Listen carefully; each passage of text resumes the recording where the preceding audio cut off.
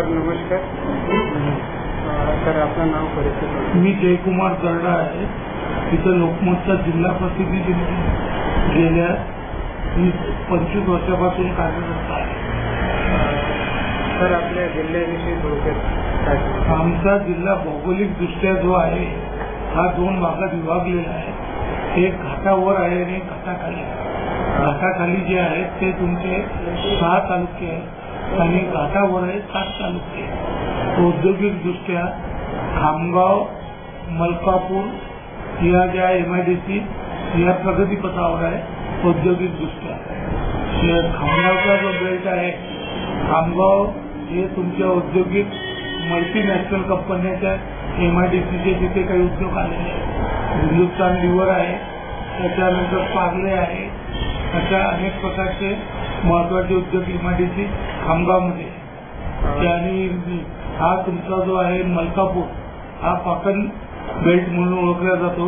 तिथं cotton industry जी आहे ती जास्त प्रमाणात आहे. बुलढाणा जिल्हा एकंदरीत जो आहे औद्योगिक दृष्ट्या किंवा आर्थिक दृष्ट्या घाटाखाली हा प्रबल आहे. आणि घाटाखाली जे आहे या भागात जे उद्योग उभे राहिले ते काही तितके सक्सेसफुल झालेले नाही. सूत गिरण्या उभ्या होत्या, साखर कारखाने होते, पण ते सर्व डबघाईत झाले.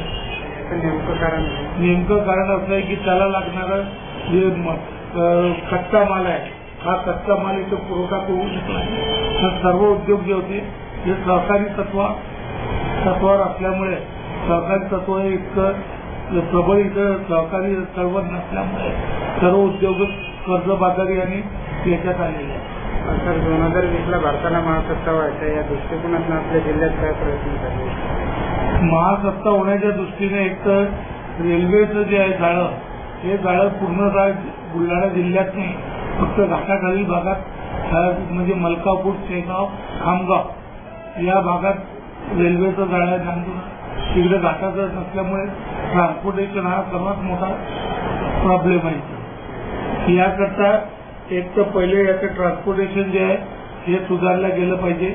आणि रेल्वे जे आहे सोलापूर मलकापूर जी आहे ते रेल्वे मार्ग होणे अत्यंत गरजेचे आहे. औद्योगिक जी क्रांती. आणि दुसरं एक आहे की इथे मोठमोठी इंडस्ट्री जी आहे, इंडस्ट्री जर आली, मल्टी नॅशनल इंडस्ट्री जर आली